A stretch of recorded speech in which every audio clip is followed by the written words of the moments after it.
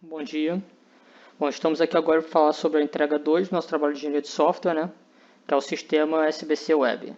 Então aqui nós temos o nosso grupo e essa entrega diz respeito principalmente a esses 4 diagramas, né? O diagrama de classes, diagrama de sequência, diagrama de atividades e diagrama de estado. Lembrando que o diagrama de caso de uso já foi abordado na entrega anterior. Então, sem mais delongas, vamos começar pelo diagrama de classes. Aqui a gente pretende explicar as principais decisões do projeto e por que nós modelamos esse diagrama dessa forma, né? Então, para começar, nós temos 3 blocos principais. O bloco dos atores, que são as pessoas que vão interagir com o sistema, o bloco dos eventos e o bloco das atividades. Então, para começar, nós temos esse bloco aqui dos atores, né? Que a gente optou por essa estrutura hierárquica de um usuário que não é abstrato e o organizador e administrador como filhos de usuário. Por que ele não é abstrato aqui? É porque a gente quer que esses 3 atores eles coexistam nesse sistema. Então, aqui nós temos os atributos, né, do usuário, são todos protegidos, que nós esperamos que os filhos consigam ter acesso e modificar eventualmente esses atributos. E aqui nós temos uma interação trivial com um sistema de cadastro, né? Novamente, nós emitimos algumas classes que por default já estão subentendidas que estão no projeto, né? Como qualquer espécie de acesso a banco de dados, supostamente algum padrão de projeto, MVC, etc. A gente omitiu e optou só por mostrar o principal do sistema. Então agora a gente vai para esse segundo bloco, né, que é o bloco do evento. Aqui nós temos uma relação de administrador com evento, né, que o administrador ele vai criar um evento como estabelecido nos requisitos. E a gente optou aqui por deixar esse evento abstrato. Esse evento aqui está em itálico, né, portanto abstrato, e novamente uma outra estrutura hierárquica com edição anual. Então, por que a gente optou isso? Porque a gente quer que, se você vai criar um evento, ele seja atrelado a uma edição anual. Ah, mas meu evento não vai ter uma edição anual, só vai acontecer esse ano. Não importa. Você fornece a descrição do evento e fornece em adição a edição anual. Aqui a gente tem uma relação de organizador, uma relação de agregação, né, de organizador com edição atual, né? Porque uma edição anual ele vai ter um organizador, ou organizadores, né? Está aqui a cardinalidade, 1 para N. E por que é uma agregação? Porque a gente entende que essas partes elas existem sem a outra. Então, apenas por isso.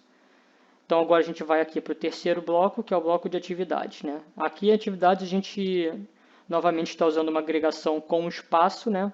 Mesma desculpa que a gente deu para o organizador e edição anual. Elas existem sem a outra, a existência não está atrelada a uma outra. E a cardinalidade aqui é de 1 para 1. Né? Toda atividade ela precisa ter um e somente um espaço, isso foi uma regra estabelecida de antemão. Né? E note que edição anual para atividade tem uma composição. Aqui a gente entende que uma edição anual é composta de atividade. Aqui sim não faz sentido a gente interpretar que essas coisas não estão relacionadas.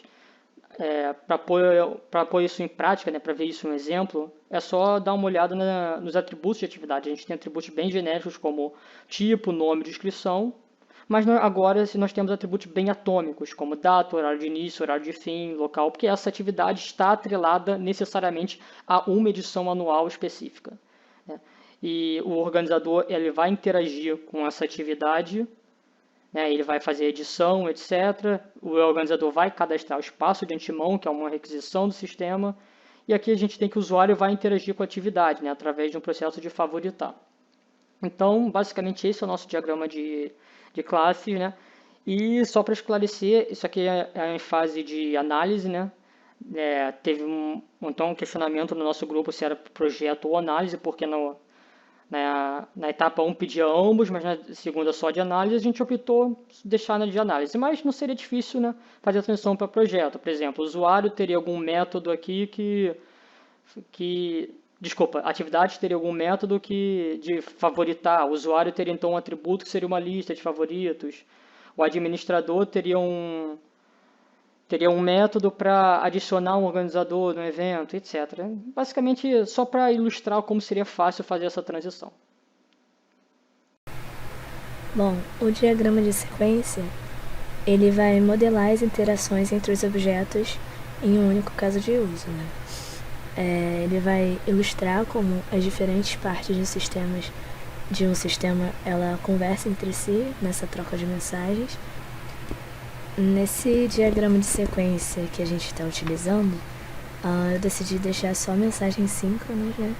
Porque basicamente na validação dos processos, então eu esperei o usuário estar validado para retornar a mensagem, no caso, né? Tanto no caso do cadastro de um usuário quanto no cadastro de um organizador. Bom, esse daqui é o diagrama de sequência que a gente vai utilizar para ver a questão da criação de evento, né? Então eu começo com o usuário, eu não dei nenhuma instância para esse usuário, porque no nosso sistema a gente pode ter mais de um tipo de usuário. Então eu só criei um usuário qualquer, coloquei ele para fazer um login na interface do sistema. Esse daqui é um componente de interface do sistema, só para dar um entendimento maior. Então ele vai fazer um login e esse login vai ser validado, né? Eu botei aqui até com booleano para se voltar true. A gente vê que o usuário ele existe, já está cadastrado no caso, então ele pode continuar a operação, né? E aí beleza, aí quando a gente vai, nosso objetivo é a criação do evento. Então eu coloquei um out aqui como alternativa do usuário administrador e o usuário organizador. A gente sabe que pelo nosso sistema o usuário administrador que vai criar o evento, então eu já coloquei ele fazendo aqui para criar o evento direto, fazer essa criação do evento e isso retornar como evento criado.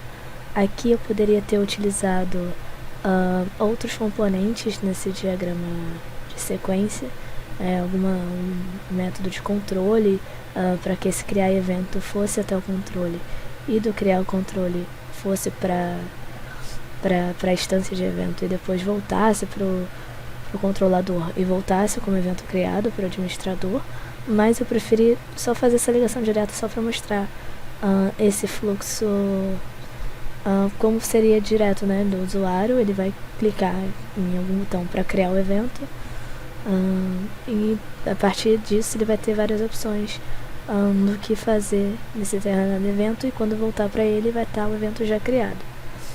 Tentei deixar assim para deixar um pouco mais simplificado. Bom, depois de criar o evento, esse usuário administrador ele vai cadastrar o organizador, né, o usuário organizador no sistema, porque na nossa primeira etapa a gente colocou que o organizador ele já estaria cadastrado pelo administrador, então ele só usaria o login para entrar. E aqui eu coloquei uma validaçãozinha também para registrar os dados do organizador, essa validação e uma mensagem de sucesso dizendo que foi tudo ok. E com isso o organizador foi cadastrado, voltando para o usuário. Então a gente já tem aqui o organizador cadastrado, então a gente vai uma segunda alternativa seria se esse usuário fosse o usuário organizador. No caso, o organizador ele só vai editar as informações sobre o evento, né? Informações de locais, essas coisas, ele vai fazer tudo pelo organizador. Então ele vai até o evento, faz todas essas informações e o evento é atualizado. Então eu coloquei uma coisa bem direta, até porque esse não era o foco desse diagrama de sequência. O nosso foco era a criação de evento, então quem faz toda a criação é o usuário administrador. E é isso. Eu sou o Guilherme Ramos e vou apresentar o diagrama de atividades da segunda parte do trabalho de engenharia de software. Bem, o diagrama de atividades consiste em descrever os processos feitos pelo programa, comumente separando em raias os atores que executam cada atividade do processo, e apontando o fluxo de uma atividade até a outra, tendo o início e o fim muito bem definidos. Normalmente, na especificação de um produto digital, precisamos que, durante o processo de análise, fique informado o que cada tipo de usuário pode ou deve fazer ao utilizar o programa. A partir disso, o diagrama de atividades distribui cada atividade para cada tipo de usuário, mantendo visível o fluxo de uma atividade até a outra, permitindo assim que a ideia por trás do projeto se torne legível para pessoas mais leigas. Essas pessoas podem ser fundamentais para a convergência de ideias durante o processo de desenvolvimento, diminuindo assim correções futuras que podem ocorrer devido a desentendimentos entre a equipe técnica de desenvolvedores e os clientes de um projeto. Aqui temos um exemplo de um diagrama de atividades. O usuário administrador, ele cria o evento, depois ele pode cadastrar uma edição anual do evento e depois ele pode autorizar que um outro usuário seja organizador desse evento. O usuário organizador, ele recebe essa autorização e aí ele pode fornecer dados, fornecer informações da edição, que seria uma descrição, uma data e um local em que essa edição do evento vai ocorrer, cadastrar informações do evento, que seria a chamada de trabalhos do evento, os prazos para o evento, informações sobre inscrições, lista de membros da organização do evento, atividades que compõem a programação do evento e coisas assim. Depois que, tendo isso feito, um usuário anônimo ele pode consultar informações do evento. E isso é um fluxo. O segundo fluxo seria do usuário logado, que ele pode fazer o cadastro na página web, fazer o login e favoritar algumas atividades, né? E no dia da atividade, né, 1 hora antes do início, o usuário receberá uma lista com as atividades favoritadas, né? E isso está representado aqui no diagrama. Bom, eu sou o Felipe e agora eu vou falar sobre o diagrama de transição de estados. O diagrama de transição de estados, ou diagrama de máquina de estados, é uma representação do estado ou do contexto em que um objeto pode se encontrar no decorrer da execução dos processos de um sistema. Com isso, um estado de um objeto pode ser modificado através de uma transição. O estado é a situação em que se encontra o objeto durante seu tempo de vida e é representado pelas caixas retangulares. A transição é o relacionamento entre dois estados, indicando o estado pré- e pós-transição de um objeto, e é representado por uma seta direcionada do estado inicial para o final da transição. A condição de transição indica a causa necessária para que ocorra a transição de estados, e é representada por um texto em cima de sua respectiva transição. O estado inicial é o estado primário de um objeto e por onde começamos a leitura do diagrama de transição de estados, e é representado pelo círculo vermelho. E o estado final é a representação do fim do tempo de vida de um objeto, seu último estado, e é representado por um círculo vermelho com uma circunferência maior ao seu redor.